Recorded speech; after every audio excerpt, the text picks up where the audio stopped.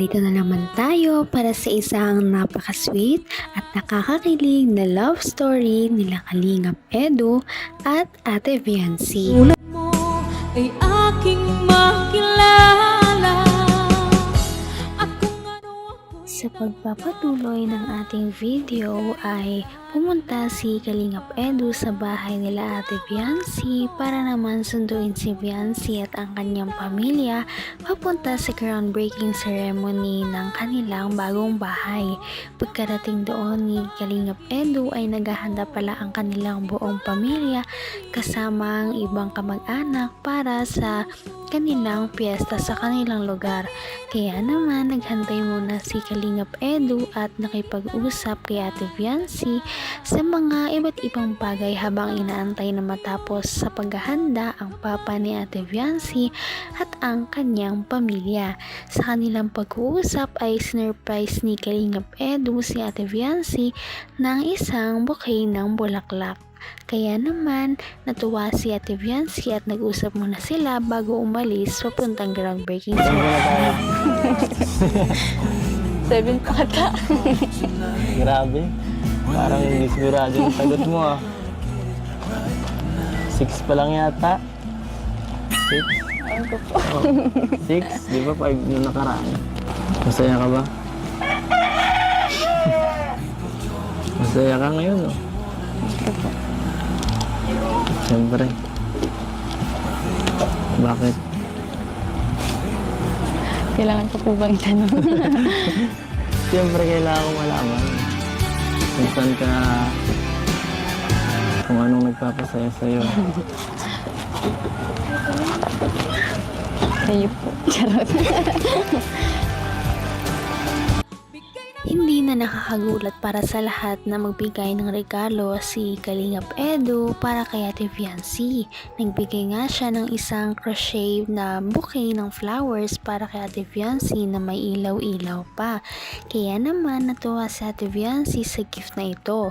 Ang mas nagpagulat sa mga viewers at talaga namang nagtrending sila dahil dito ay dahil meron palang surprise na gift si Ate Viancy dahil kung mapapansin natin ay hindi talaga si Ate Viancy yung tipo ng babae na talagang nag-gift palagi sa isang lalaki. Kaya naman nagulat ang buong Kalingap team noong sinabi niya kay Kalingap Edu na meron pala siyang gift na ibibigay mamaya bago mag groundbreaking ceremony o di kaya naman pagkatapos ng groundbreaking ceremony. Kaya naman nag-usap at nag-asarat muna silang dalawa habang naghihintay. Masaya nga ano. Masaya pag nandito ako lagi. Pagkasama mo lagi. Tapos ano po, simula na po yung pabahan. Kaya rin. Kahit ako masaya ako para sa'yo dahil ito. Matagal ka naghintay, di ba? Matagal kayo naghintay. Baka naiinip ka na nga eh. Hindi po. Hindi ka nagre-reklamo.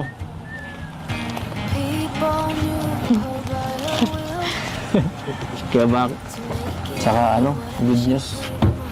Mas malapit ka na sa sentro. Mas malapit ka na sa bahay. Sa bahay ko. Mas di na mahihirapan masyado pag punta-punta sa sentro. Saka mas madali ka nang ihatid. Layo kasi dito. May motor man na pong binigay si Kuya Bal. Kahit na. Hindi ko naman akalain na Halatang halata naman kay Ate Viancy na talagang excited na siya pumunta sa groundbreaking ceremony dahil napakatagal na talagang hinintay ng kanilang pamilya na makalipat na sa kanilang bagong bahay. Simula nga noong ipanganak si Ate Viancy ay dito na talaga sila narirahan kaya naman napakarami ng bagyo at unos na dumating sa kanilang pamilya at marami na ring masasakit na alaala ang dinadala ng kanilang bahay ngayon. Kaya naman hindi na talaga sila makapaghintay na pumunta sa groundbreaking ceremony para naman masimulan na nga ang bahay na kanilang pinapangarap. Ganun pa man ay masaya na rin talaga si Ate Fiancy dahil naman sa presensya ni Kalingap Edu noong araw na yon dahil ito ay ang araw din ng kanilang monthsary. Accident yung baga sa motor. Mag-iingat man po ako. Wala ka pang lisensya. Hindi ka man marunong magbike. Matagal pa man po ako doon. Sa diet. Ha? Isang taon po. Hindi ako papayag. So, ano, nakaredy na ba sila? Sila nanay? Opo. Kasama sila lahat? Okay lang. Si mama po. Si mama na lang? Tapos, Kahit lahat sila. Yung family mo lahat. No? Para makita rin nila yung ano. Nakita na ba nila yung ano mo doon, yung lupa? Hindi pa naman pala eh. Hindi naman pala. Mas Pwede maganda pa kung kasama? makita. Pwede. Nagamitin tayo ng ano ko dyan. Yung sasakyan. Sasakyan ko. Sasakyan natin. opo. Yung ano, yung tricycle po. Sasakyan natin. Sasakyan natin. Yung kotse ko. Baka.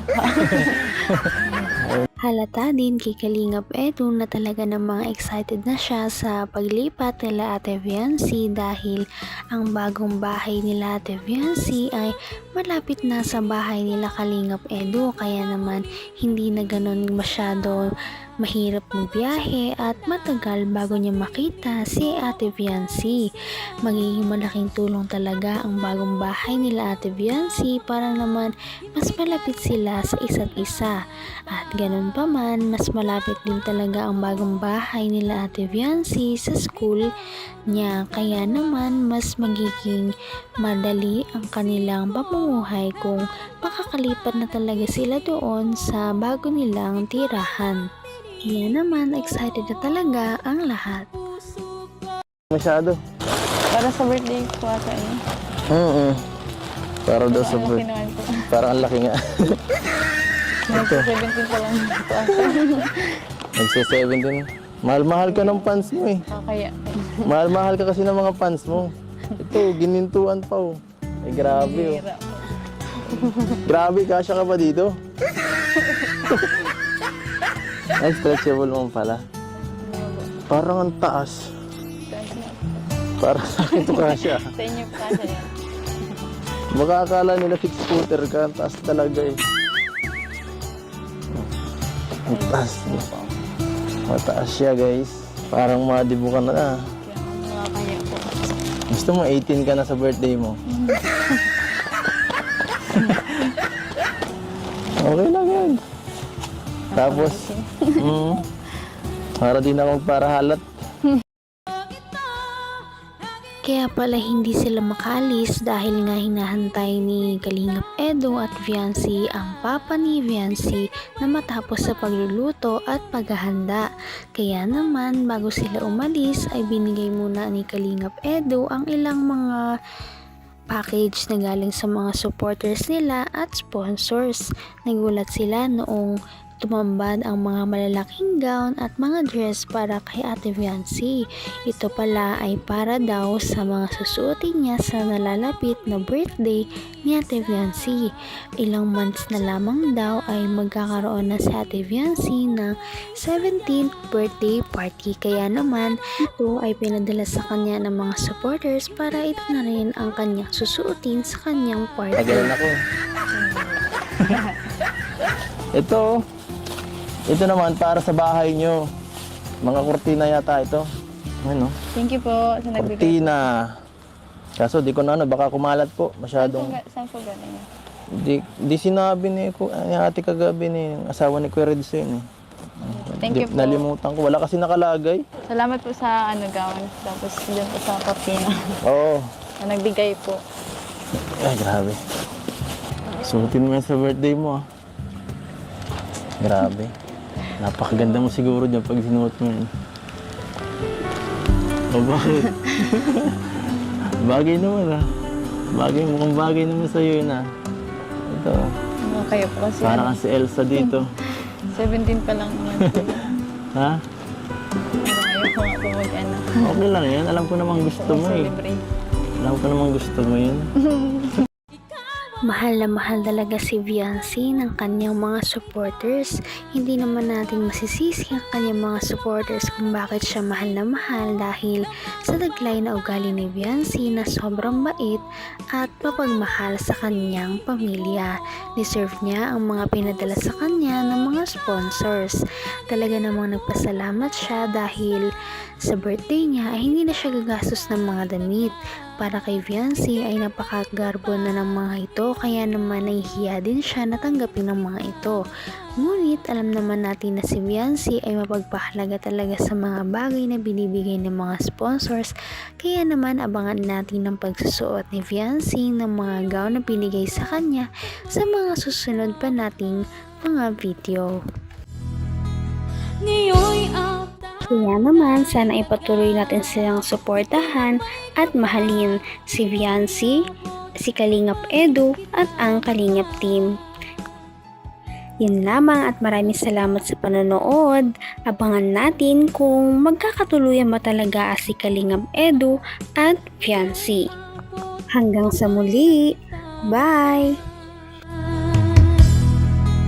ngayon'y abot